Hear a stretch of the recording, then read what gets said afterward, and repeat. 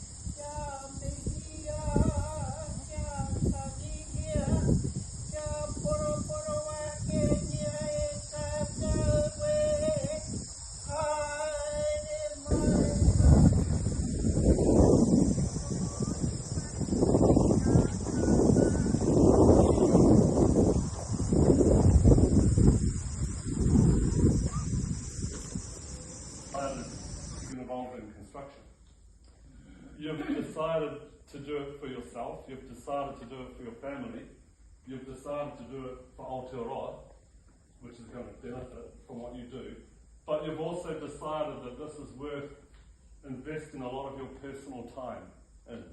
You could be doing anything, right? You could be out there earning money. Hopefully some of you are, part-time jobs. But you have decided to forego full-time work right now and make this investment. It's going to come at personal sacrifice to you.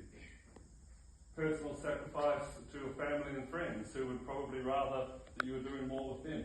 But they all recognise it.